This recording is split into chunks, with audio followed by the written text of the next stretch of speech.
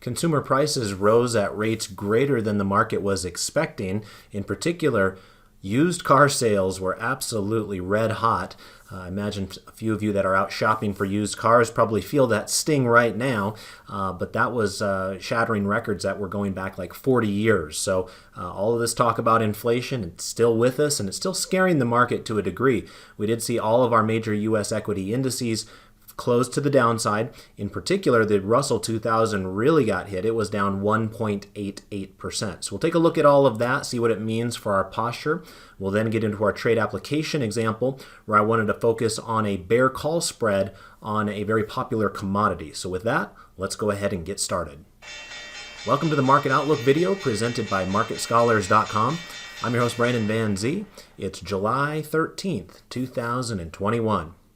First of all, if you're new, welcome aboard. Remember to go over to YouTube, click subscribe on our channel, then go down below in our description area and sign up for our email distribution list.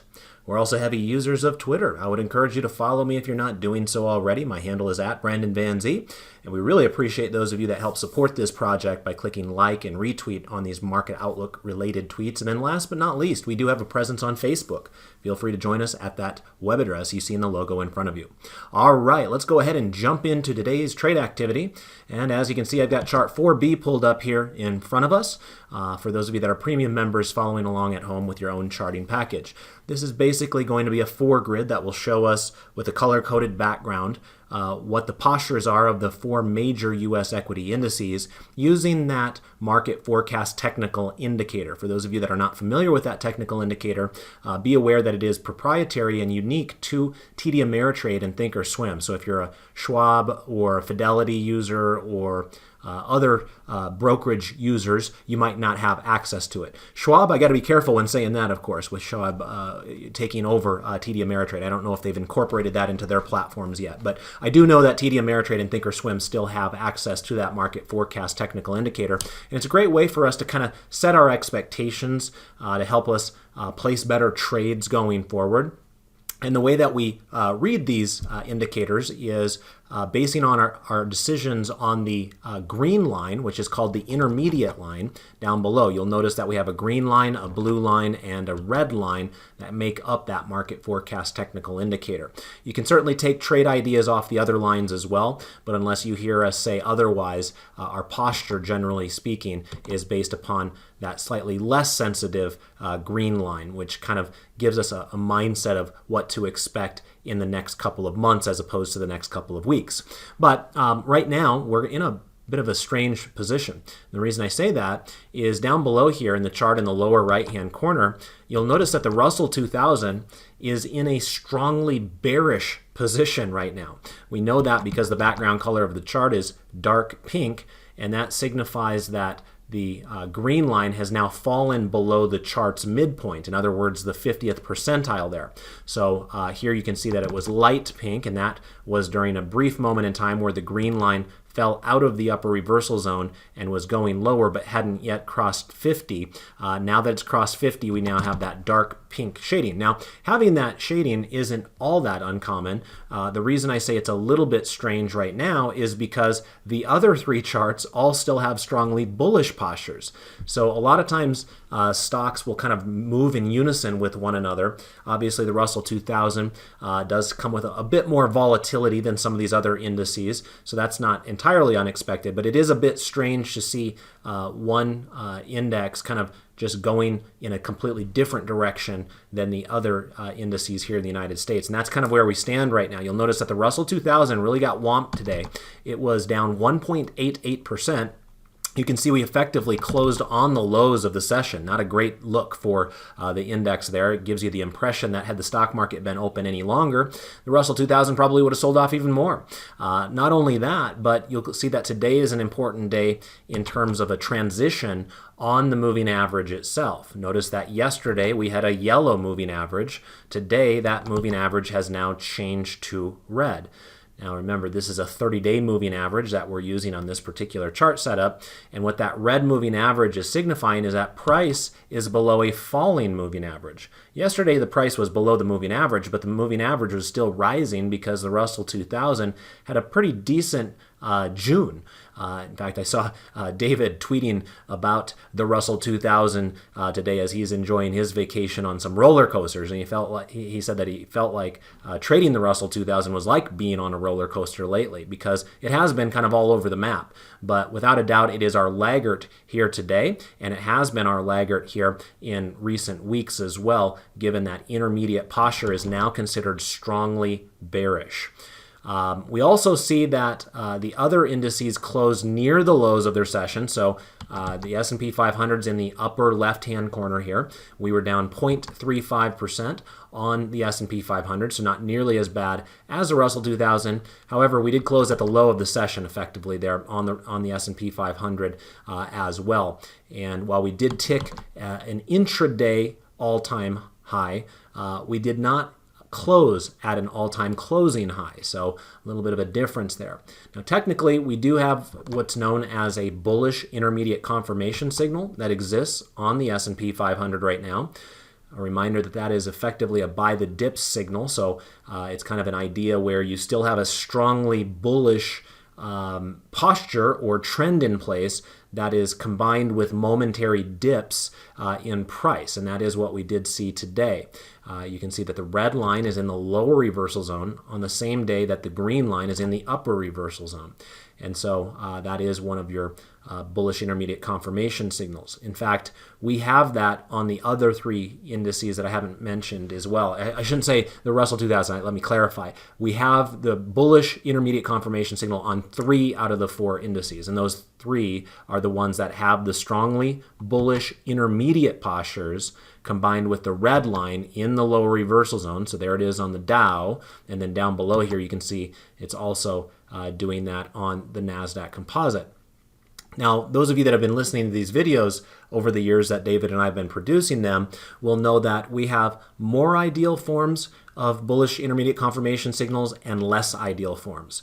In today's case, these are all less than ideal bullish intermediate confirmation signals. And the main culprit there is that the blue line is not positioned between 50 and 20. You can see that the blue line in the case of the S&P 500 is still up here in the upper reversal zone.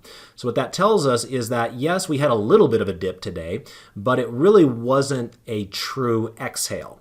And so those that want to be maybe a little bit more cautious in their approach bullishly towards the markets might wait for another day or two of a sell-off. Now, obviously, there's no guarantee that's going to happen, but it might make you feel like you're setting the odds in your favor a little bit more if you're waiting for just a little bit more of a pullback in that case. So the blue line is in the upper reversal zone on the Dow Jones Industrial Average as well. The NASDAQ, you actually have the blue line out of the upper reversal zone, but still the same problem. It's not below 50 and above 20. It's not in that sweet spot right there. So we could still use even a bit more of a pullback on the NASDAQ as well. The other thing that is worth considering on the NASDAQ is that the momentum line is actually at 4 right now. Remember, it only goes to 0. And so we do consider anything at 5 or below to be extreme in nature. And sometimes that is a precursor to a sharper pullback down the road.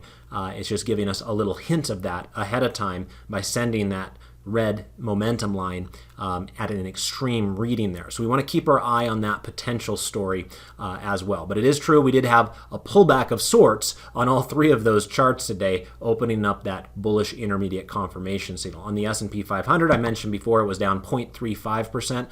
Dow Jones Industrial Average fared a little bit better. It was down 0.31%.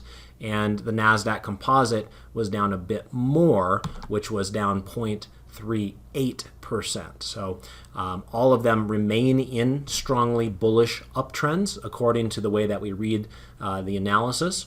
And with the NASDAQ composite, we can also make the claim that we also had an intraday high that was tagged today. However, we did not close at a closing all-time high. So similar to the S&P 500 from that perspective.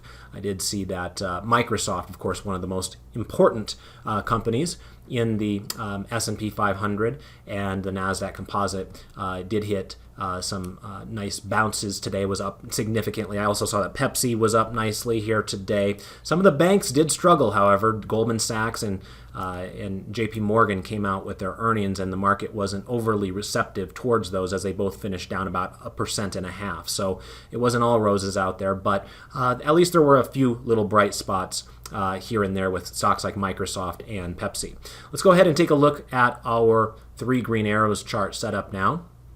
And this will be chart 4D for those of you that are following along at home. As it stands right now, we do have 3 green arrows on 2 of our charts, and those are the 2 charts up at the top. We've got chart 4D pulled up here in front of us, and in the upper left-hand corner, this is the S&P 500 with that green background signifying that we do have a 3 green arrow signal. And the chart over on the right-hand side with the Dow Jones Industrial Average is also showing us that 3 green arrow signal with that green background color there. All that signifies is that 3 different technical indicators that we tend to focus on for trend trading purposes are all lined up right now bullishly. And again, there's no guarantees that that leads to any robust price action in the future, but what we do know is that the technical indicators are still holding up reasonably well in those areas to support that 3 green arrow philosophy. I will note that the 3 green arrow situation here for the Dow Jones is getting a little bit long in the tooth. It doesn't mean it can't go further, but I will just simply say that over the last 3 months, you can see that this current stretch that we're in with the 3 green arrow signal is actually the longest during this period. For the S&P 500, it's not quite the case because you actually had a slightly longer 3 green arrows set up here during the May to early June time period.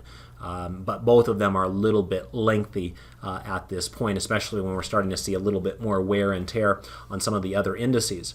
Now, interestingly enough, we do have the NASDAQ composite with no green or red arrows, so kind of a mix there, and then the Russell 2000 actually has 3 red arrows. So this is an example of where we have charts that have 3 green arrows, 3 red arrows, and a mix of those arrows, which again is somewhat rare, as a lot of times stocks are correlated to one another and kind of go in the same general direction. But right now we're seeing kind of that difference within that's driven between some of those areas within the market. It seems like the market right now is not overly excited about the small caps in this particular moment in time.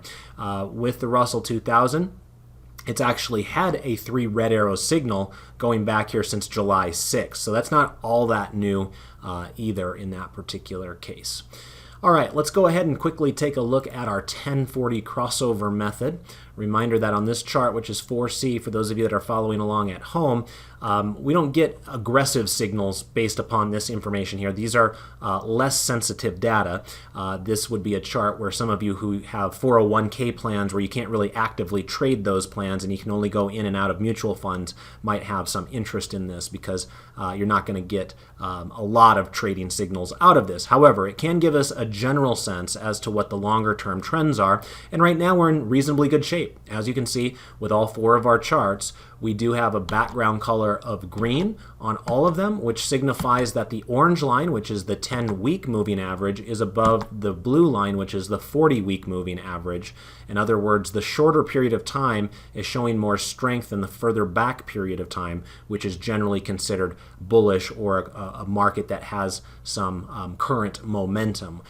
So that's a positive sign there. We've had a crossover since basically a year ago on these charts. So that's nothing new to report there, simply just status quo. This continues to be a market that grinds to all-time highs, at least in the case of the S&P 500 and the NASDAQ composite, which hit those intraday all-time highs, as I mentioned before. Let's go ahead and pop on over here to the internet briefly. I always like to get a chance to say thank you to those of you that help support this project. 109 of you came out of the woodwork the last time around to click like for me there on Twitter, which I really appreciate. You guys know that I'm trying to shoot for those triple-digit likes. As long as we're getting triple-digit likes, I'm going to make this video a priority. If we're getting less than 100 likes, then there's a possibility that we will have to skip the recordings on occasion or perhaps limit them in other ways. So do your your part to get access to this free video as often as possible by helping support us there on Twitter and other social media areas. And thank you very much for those of you that do that every single day. We know a healthy chunk of those of you in that 109 right there are committed to doing that each and every day. And we couldn't do it without you. So thank you very much for spreading the word about Market Scholars. It means a lot. Earlier today, I did teach my dividend growth investing class. Now, for those of you that are newer, that would be in particular something to pay attention to, because once every 6 months, we build out a new long-term portfolio. And today was the first class of the new portfolio, which we will build out until the end of December. So we did something a little bit different in today's class than we do in most of the classes, which is we put in what I call stink bids as a result of some success that we had once upon a time, a long, long time ago. In fact, I think I still have my screenshot pulled up here. We were fortunate enough to have been doing this stink bid process for many, many years at this point. And we got pretty lucky with several of them. Back in 2015, many of you may recall that we had a mini flash crash in August of 2015. And because we were prepared in advance with buy limit orders that we had set months before, we were actually filled on 5 different steady Eddie dividend raising companies out there, from 3M to Automatic Data Processing to Texas Instruments to Target to John Deere. And as you can see here, we got them at some masterful prices. In the case of Target, had you applied dividend reinvestment over the last 6 years, you would have quadrupled your money in a very well-known stock like a Target. So this is something that we've prided ourselves in and had some good fortune in locking down some stink bids along the way, including during the meltdown of March of 2020 as well for the coronavirus. And so today was a day where we picked out another 4 or 5 stocks to kind of put some bids out there on. And if the market does have some sort of a major meltdown here in the next 6 months, we'll be happy to take ownership of those high quality aristocrats. So if you're intrigued with which stocks I picked this time around, make sure you check out that recording. If you are a premium or a plus member, remember some of you may have joined us with the plus monthly membership here in the last few weeks, and if so, you are entitled to that particular class as well. All you would do is come up here and click on Trading Rooms, and then the recording for today's class is already posted, so feel free to check that out. And then of course we did our normal head-to-head evaluation analysis on 2 dividend growth stocks from the healthcare space, where the class did vote to put one of those into our portfolio. And as I mentioned before, we'll be building that out between now and the end of December. So if you're somewhat new, this is your chance to kind of get in at the ground floor in that class, which makes it somewhat unique, as we don't do that with a lot of our other trading rooms. Tomorrow, I will be teaching my factor-based swing trading class at 11 a.m. Eastern Time. So I look forward to joining many of you at that time as well. Remember, David's on vacation right now, so he won't be here tomorrow. So his normal class of options inventory will not be held. But I do believe he'll be back the following day. I think he's going to be back on Thursday. Also, while we're over here, a quick little check-in on the sector selector. Now, keep in mind this was produced last weekend, so the information might be a little bit stale, but at least gives us a general sense as to how some of the sectors are doing out there. And one of the big surges that we've seen in recent weeks and months has been the importance of real estate and the influence of real estate within trend trading portfolios. A lot of those real estate stocks that had been left for dead a year ago during the crisis have come roaring back. Many of them are back to all-time highs all of a sudden. So they're not as well known of names as stocks I rattled off before, like JP Morgan and Goldman Sachs and Microsoft and Pepsi. These are oftentimes unknown, let's say $5 to $10 billion REITs, but many of them setting up quite nicely. A lot of the self-storage REITs, as one example, have been doing quite well. So don't eliminate the REITs out of your purview when you're looking for good trend trading setups there. So that was the big mover of the week, where REITs went all the way up to the number 2 position there. All right, let's get back on over to our Thinkorswim platform, and let's do some 12 grid analysis, starting with chart 5A. and this will be our asset class 12 grid.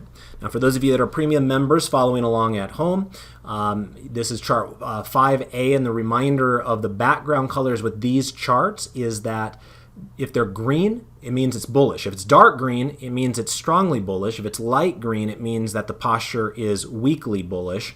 If the posture is ever pink, or the background color is pink, I should say, then that means that the security is bearish. In the case of Bitcoin, as you can see right here, it has that dark pink background color, so that means it's strongly bearish, not just weakly bearish. So Bitcoin continues to struggle, as you can see, continues to trade below that falling 30-day moving average. And for those of you that have been participating in this presentation for a while, that should not come as a surprise. Basically, I've been saying, be careful with this one as long as it stays below. I think it was 42,000 if my memory serves correctly when it kind of really broke down over here. And this is kind of your long, tough slog that it's been on ever since for the last couple of months. And, at some point we'll get trading above that moving average again. And at that point it might become interesting. But at this exact moment in time, you kind of have to be on the outside looking in terms of playing it from the strength perspective. Right now, it seems like there's more sellers that are interested in participating in the market than buyers, and therefore the price of Bitcoin continues to just kind of struggle along sideways, while the interest for the financial markets has been driven into other areas like the stock market or certain commodities or what have you. In terms of other charts that are of interest, one thing that I would mention is that today was another big day for Treasury yields. Talked about this a little bit last week. In fact, not to toot my own horn or anything, you guys know I can do that just fine. You have to be somewhat self-promotional as a business owner. I hope you guys know that. But those of you that watched this video on Thursday, when I was doing it, I said, for those of you that are brave enough, you might consider doing a bear call spread or an other bearish type of a trade on TLT, because I think it's gotten a little bit above its skis. Now, I had no idea that the very next day it was going to gap lower, but that is indeed what has happened, and it's continued to pull back. So my gut was telling me you got to fade that move on TLT on Thursday, and that's exactly what we've seen with 3 straight down days on bonds, which of course means the opposite on interest rates, where we've had 3 straight up days on interest rates there. Now, where things stand with both of those charts is, we still have more of a bearish feel towards interest rates despite the move higher in the last 3 sessions. I consider these more reversion to the mean types of moves, not anything trend changing. If we start trading above the moving average, then I'm willing to start changing my mind on that. But right now, I'm just going to go into this with the assumption that, yes, we were oversold on Treasury yields. They needed to bounce a bit to kind of right-size themselves. But at this exact moment in time, I would still rather be looking at more of a bearish bent to this chart on yields themselves, and I'd probably still be looking for more of a bullish bent in the near term on bonds. Now that we've had this little pullback, it makes a new entry to the long side a little bit more intriguing. Up here, we were a little bit too hot to handle. Back down here, I think we're more at a level that can make some sense for certain types of trades. As I mentioned before, I'm not a big fan of long-term U.S. Treasuries long-term, but what I care about from this video's perspective is what's happening in the next few weeks and months. I don't really care about the next 20 years when I'm having this conversation with this active trading community here on the Market Outlook. So right now, I would still be looking for opportunities here for TLT to bounce, perhaps get down to this moving average, and if it looks like it's going to bounce from there back higher, then maybe put on a bull put spread. That bull uptrend is still holding at this moment in time. Now, one thing you do have to be on the lookout for is there's a pretty decent chance that if TLT does get to this upward trending moving average, let's say it falls the next couple of days, it likely will change to a pink background color. You can see that the intermediate line is at 80.95 and falling right now. Remember, if it falls below 80, this background color is going to turn to light pink at that moment in time. For me, it's not a big deal, but for some of you that have different types of rules, perhaps that's something that you're going to avoid yourself. But just throwing that out there as food for thought, because it looks like there's a pretty good chance that we would go to a weekly bearish posture on TLT. But as long as it's still holding above that rising 30-day moving average, my mindset is that you could find a bullish bounce for that, or at least for the next month or so. So that's kind of what I'm setting my expectations as, and as things change, or if they change, I'll certainly let you guys know here in these videos if you keep on tuning in. Other big movers, we've got the US dollar in the lower left-hand corner, and you'll notice that we are back up here close to 3-month highs. We actually have a 3-month closing high on the US dollar today versus a basket of other securities. Remember, we're using UUP as our proxy here, so that's like against 6 other currencies around the world. But it at least gives us a good idea as to whether the US dollar is strong or weak. And right now, the US dollar is strong. We are at a closing high in the last 3 months for the US dollar. Not quite an intraday high over that time period, as we were a little bit higher on July 7th. But nonetheless, we've got some strength there in the US dollar. And so, that's an area where we got to keep our eye on it, because it does have influence over other commodities on occasion. Today is actually one of those days where it didn't really seem to impact the other commodities. Generally, gold is somewhat negatively impacted by a rising dollar environment. And you can kind of see that as you look at these two charts side by side down below here. US dollar started surging higher here around mid-June. That was right around the time when gold started plunging lower. And so you kind of have that opposite effect there traditionally on the US dollar versus gold. But today was one of those weird days where even gold was up just a little bit there towards the end of the day. We're actually going to talk about that a little bit later on in tonight's session. Before we get to that, I also wanted to point out that oil looks really spectacular here, up another 1.67% on USO, and up here basically at a new 3-month closing high on USO as well. And that is a beautiful looking uptrend that's in place there with oil. I know there were some oil numbers reported earlier today that suggest that energy usage is up tremendously over the last year. Not that that's entirely surprising, because of course the economy was somewhat locked down a year ago, but nonetheless it is supportive of a rising oil environment that we do see right here. Let's go ahead and take a look now at our sector analysis, and this will be chart 5C for those of you that are following along at home. All right, as we pull this up here, you can see that we have just one pink chart on the board, and surprisingly enough, it's energy. Energy has not been participating as well as what we see with oil itself. So remember, when we're speaking of energy, in this case XLE, what I'm referring to here are the companies that are in the oil field. Think of your Exxons and your Chevrons as kind of the most influential members of XLE, but you also have a big impact from stocks like Schlumberger and Baker Hughes and Halliburton and the like. So there's a mix of them, but it is true that Exxon and Chevron do dominate the XLE in this particular case, because it is a market cap weighted ETF, just like all the rest of these sector ETFs that we're looking at here in front of us are. So right now, we're not really seeing that Exxon and Chevron have been benefiting by the rising oil prices in the last few weeks. Whether one of them is right and one of them is wrong is open to debate. We'll find out eventually, but what we do know right now is that oil prices continue to go up unabated. Energy stocks have kind of they've kind of stubbed their toe on the door, and they're kind of they're just waiting it out on the sidelines. It just feels like to me.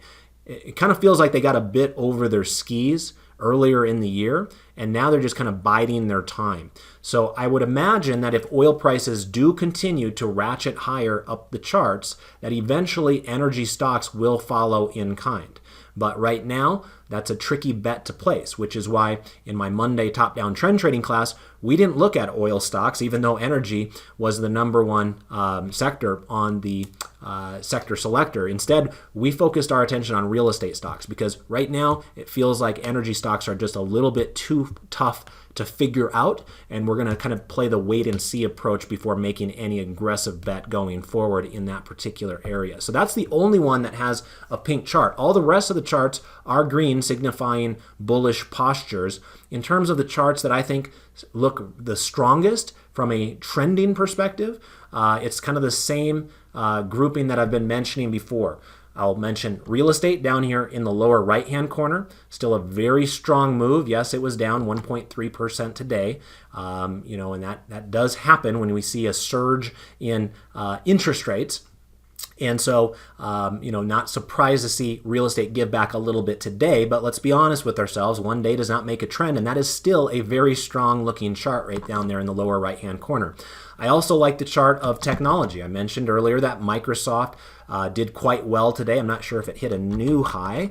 Let's just check real quick on that. I think it did. Yeah, that's a new all-time high on Microsoft there. That's one of the companies that has carried our top-down trend trading portfolio at various times over the last few years, and we are cheerleading that one on and thankful that it is helping support XLK in this case as the second most influential member of that technology group. So technology was actually up 0.41% today on a day when the market did look quite heavy.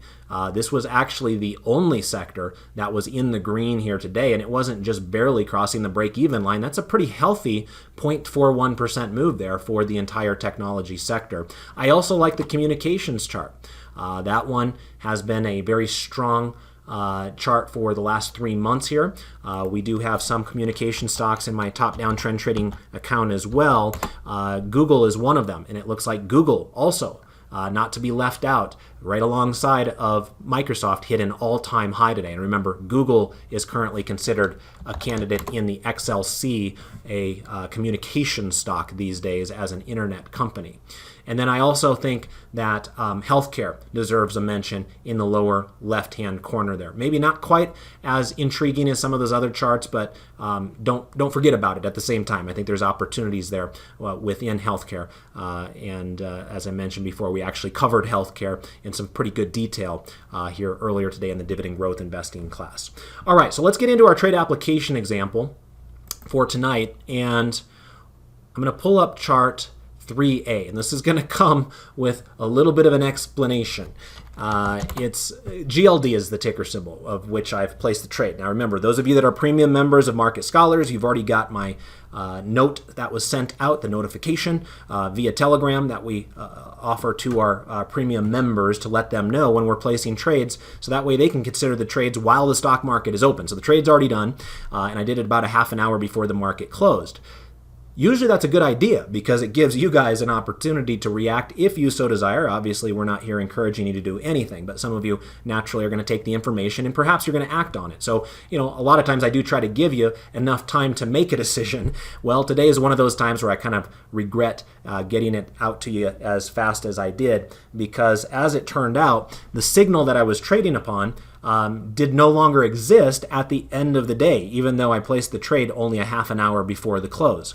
So what was going on at the time was GLD was actually trading near the lows of the session.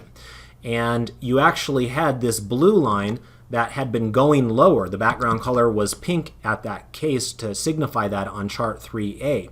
So that was part of the basis for me doing a bearish trade on GLD. Well, wouldn't you know that in the final half an hour after my trade had been executed, GLD did start going up a little bit in that final half an hour, just enough to make that blue line rise instead of fall. So it somewhat invalidates the trade idea to a degree. I'm not going to cancel the trade or anything like that. I'm going to play it out because I still think there's some validity to it. But some of you might think twice about taking a trade like this if the signal no longer exists. And at the time, I was going to mention how it was setting up for a bearish near-term divergence, because we have this peak in the near-term line down here in the upper reversal zone. And then earlier today, there was a peak, a lower peak here on yesterday's candle. Again, we've changed that here because of the final half an hour. We no longer have a second peak. We're trying to figure that out. We might very well get it tomorrow. But right now it's still kind of rising, so we don't know where that secondary peak is. I still think there's a pretty decent chance GLD is going to end up giving us a bearish near-term divergence. But typically what we're looking for in a situation like that is, let's just say that today ends up being the second peak. We don't know that for a fact because we have to wait until the following days play out. But let's just say for giggles that today is going to be that second peak. So what we're looking for on the chart is, here is the candle associated with peak number 1, and here is the candle associated with peak number 2. In other words, price went up at a time when the indicator went down, and that is a sign of a bearish near-term divergence. Now, in this particular situation, as I mentioned before, we're still trading below a falling 30-day moving average. That's what that red moving average is telling us there. You can also see that GLD has underperformed the S&P 500 over the last 30 days of this chart. And I kind of consider where we're at right now with GLD as just a reflex move. We had this oversold cluster here on June 24th. We then have a reversion to the mean move higher, but that is typically not a trend-changing move. So I'm looking for GLD to fail in some of these areas right here below this falling moving average. So what I did was I sold an August 173, 174 bear call spread, which puts our break even kind of up in this general vicinity up here that I'm circling on the chart.